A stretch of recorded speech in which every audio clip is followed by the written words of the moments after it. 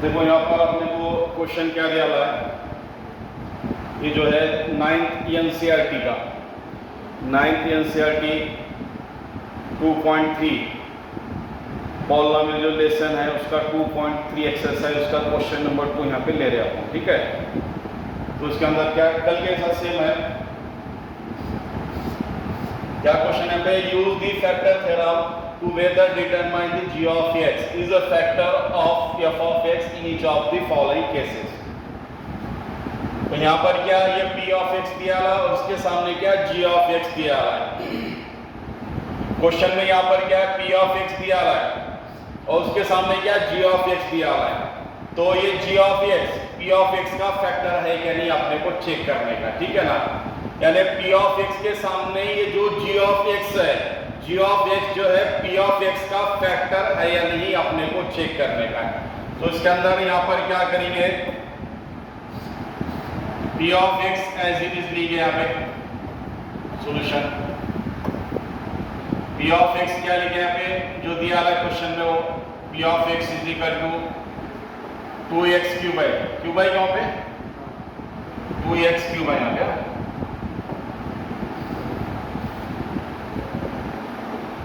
Cube अच्छा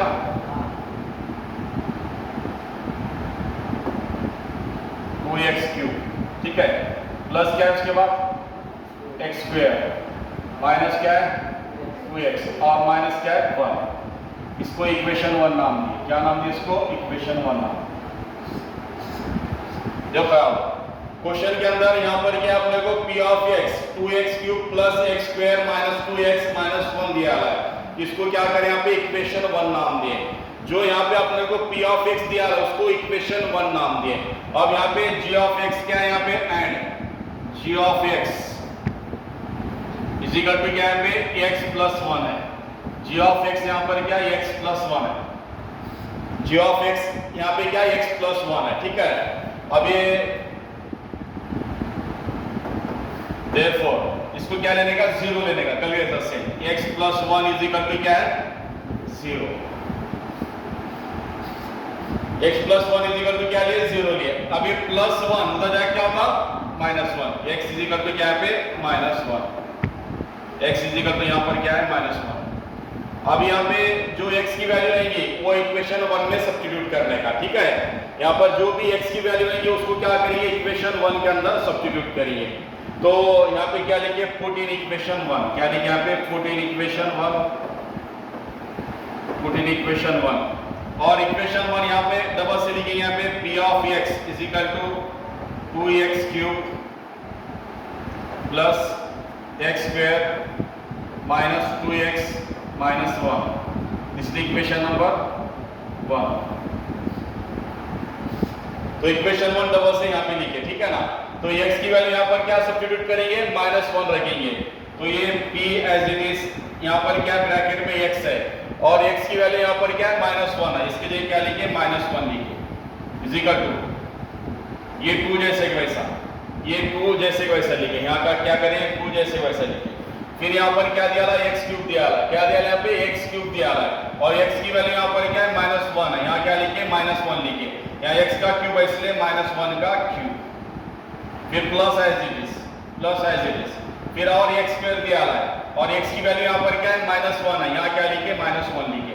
अब यहाँ पे x का स्क्वायर है, यहाँ x का स्क्वायर इसलिए माइनस 1 का स्क्वायर, सारा समझ में। इसके बाद में minus 2 as it is, minus 2 as it is.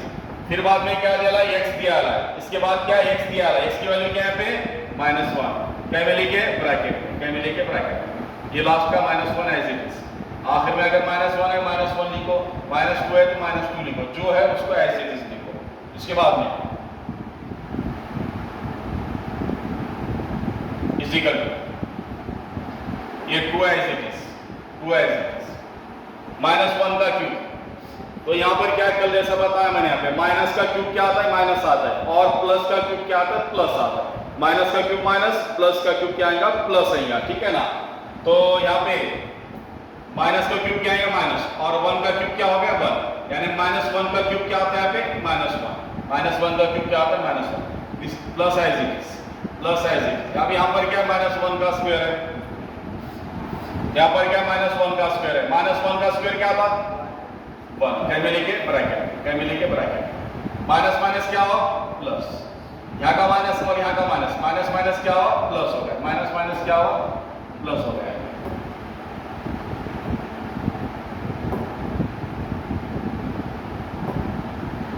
ये माइनस क्या होते हैं, माइनस माइनस प्लस होता है, फिर 2 1 जा, ये -1 as it is equal to, ये माइनस को माइनस, अंदर का माइनस बाहर लेके, 2 1 जा 2, +1 एज इट इज, अब इसका आंसर क्या आता है, +2 -1, क्या आता है इसका आंसर, क्या आता है +1, क्या आता है आंसर इसका +1, ठीक है।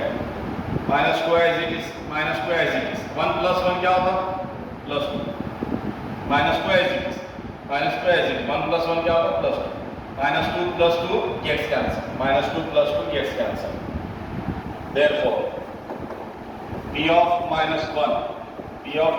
इज इक्वल टू, आंसर क्या है इसका 0, आंसर क्या है 0, अगर आंसर 0 आ रहा है therefore by factor theorem, क्या लिखने का, therefore by factor theorem,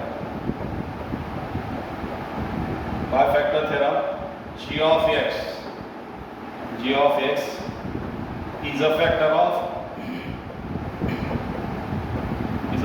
of p of x। अगर यहाँ अगर आंसर 0 आया, यहाँ पर अगर आंसर 0 आया तो g of x क्या है, p of x का फैक्टर है।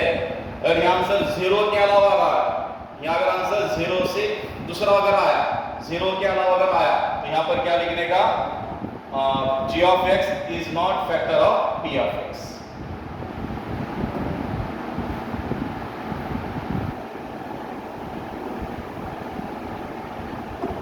क्या लिखने का, g of x is a factor of p of x। देखो अरे बात ख्याल दो, यहाँ अगर 0 आंसर आ रहा है तो क्या लिखने का, by factor theorem g of x is a factor of p of x। अगर यहाँ अगर दूसरा आंसर आया, 0 से अगर दूसरा आंसर आया, 0 के अलावा आया तो क्या लिखने का, by factor theorem g of x is not factor of p of x। Finish, okay, solve करो इसको।